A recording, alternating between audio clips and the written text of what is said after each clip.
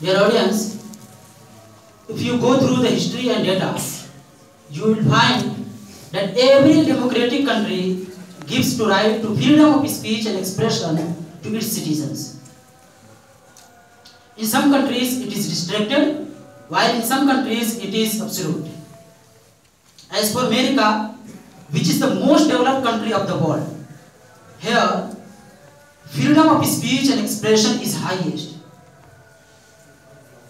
And American Constitution says, until your speech does not threaten the security of the nation and does not hurt the sentiments of the people, you are not a lawbreaker and you are not a criminal.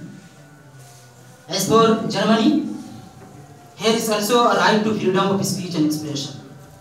But on some certain topic, you can't express your thought and ideas, like Holocaust. And you can assess it by one incident. When an 89 years old woman filed a petition in the court of Germany and asked, when our constitution gives us right to freedom of speech and expression freely, why we cannot express our thoughts and ideas on Holocaust? The court said, Holocaust is not a historical matter, it is a plea. That's why you have no right to express your thought and idea on Holocaust. As for India, where we live, Indian Constitution also gives us 6 fundamental rights. And freedom of speech and expression is one of them. But nowadays, some people are demanding restricted freedom of speech and expression, while some are in favor of absolute freedom of speech and expression. For this purpose, we are going to hold this program. I have 4 members. One is Advocate of Restricted Freedom of Speech and Expression, Mr. Mubashir Alam, and the other is the Advocate of Absolute Freedom of Speech and Expression, Mr. Riazur Rahman. And I have a legal expert as well, who will tell us what is Indian Constitution and what are the United Nations laws in this regard. And I have an Islamic scholar as well, who will tell us what is actual Islamic viewpoint of freedom of speech and expression, and does Islam give us right to freedom of speech or not. So let's start with the Advocate of Restricted Freedom of Speech and Expression, Mr. Mubashir Alam. Sir, why are you in favor of restricted freedom of speech and expression, while it is our birthright? In the name of Allah, the most gracious, the most merciful. First and foremost, I would like to thank you to give me a chance to put my stand in this scholarly debate program. Sir, I believe that human being is created period independent, and he enjoys lots of freedoms in his life: freedom of religion, freedom of tradition, and as well as the freedom of speech and expression as his birthright. But his freedom of speech does not mean that he has no limitation to use this right as he wishes. It does not mean to hurt other sentiments or to make blasphemous remarks against any religious personality or to cast his offensive comment against any community.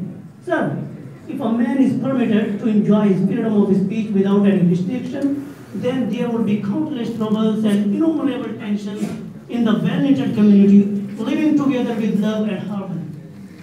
Sir, however, I favor restricted freedom of speech for some reasons. If the freedom of speech is not limited and confined to an extent, the violence would engulf the whole existence of the universe and the people will be deprived of peace and tranquility. Moreover, absolute freedom of speech will lead to enmity and would end up in bloodshed.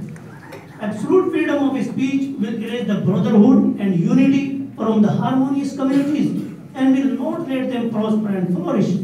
Absolute freedom of speech will inspire the citizens to go against the law and constitution of their own country. So, there would be no solidarity, no stability in any country where there the germ of such kind of freedom is practiced. Sir, you are saying that without restriction, a lot of troubles will happen. In India, there are some restrictions in freedom of speech and expression. Despite it, a lot of people deliver hate speeches. What do you want to say about them? Sir, it is also reality that there are some restrictions and limitations in Article 19(1) of Indian Constitution. By dint of these restrictions and limitations, lots and lots of people do not give provocative statement and do not deliver hate speech that causes harm for society and destroys the environment of the country. Nevertheless, if any person gives provocative statement and delivers hate speech that causes harm for society and destroys the environment of the country, he will be arrested and jailed.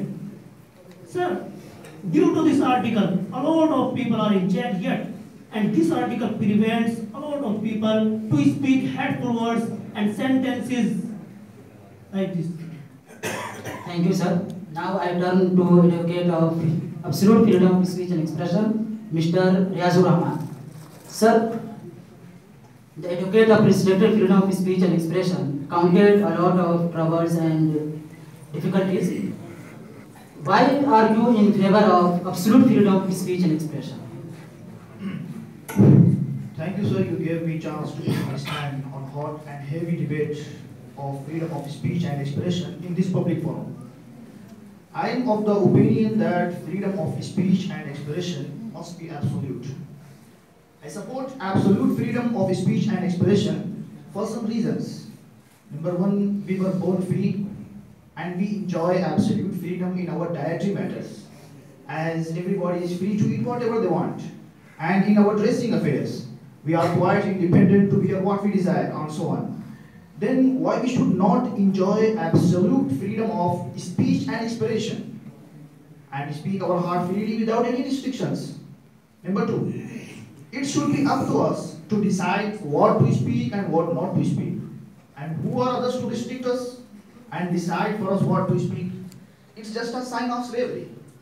The third reason is that most of Western countries enjoy absolute freedom of speech and expression. People over there exercise their right to freedom and enjoy their natural instinct and feel quite free. Moreover, if you are restricting freedom of speech, so what would be the criteria of restrictions? And how will you define the reasonable restrictions? And who will decide restrictions? So ultimately it is quite justified that freedom of speech and expression must remain absolute. Sir, the second question is there. What do you want to say about the people who regularly try to incite the situation and try to polarize the people on the basis of their religion, caste, creed? They are not only in India, but these kind of people are found in Western countries too. Should they not be careful about duties and responsibilities? So first it should be clear that freedom of speech and expression is a fundamental right and other cannot interfere in it. Coming to the point, yes, I agree that there are many people who always try to damage the good image of society and the country by hate and provocative speeches. But sir, let me explain. Even though they are polarizing the society and they spread hatred among community, but who compel you to go behind hate speakers? You have your own sense, you may use your sense, none can force you to follow their instruction to damage the harmony and peace. Let them doing their work and do your part of work. Sir, you mentioned duty and responsibility. Which kind of duty, morality, duty and responsibility is you talking about?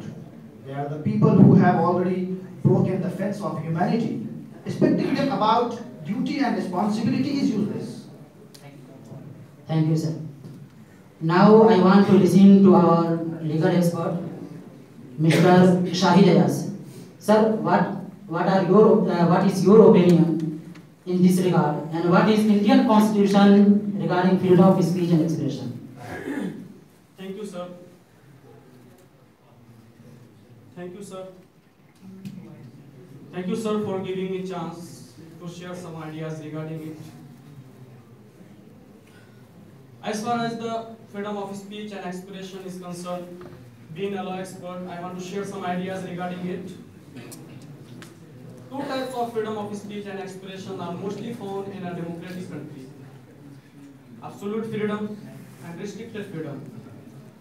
Absolute freedom means a person can speak whatever comes in his mind, while the restricted freedom of speech is to remain under the limitation fixed by the Constitution. There are some people who educate the absolute freedom, while some others educate the restricted freedom.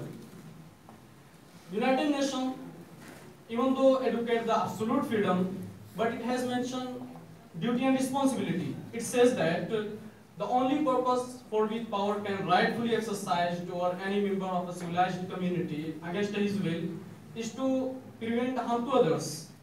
However, the Constitution of India guarantees various fundamental rights to its citizens. One such important right is the right to freedom under Article 19A1. This includes the right to freedom of speech and expression. This guarantees that every citizens have the right to freedom of speech and expression. This right is available only to the citizens of India and not available to the person who are not the citizens of India. And there are some restrictions also and some limitations. For example, you are not free to delivering hate speech, and you are not free to give the statement threatening the security of the nation, threatening the friendly relation with the other countries, and you have no right to blame any religion and so on. Sir, you have described the Indian Constitution and media is not mentioned separately. I want to know what are the rights for media in Indian Constitution.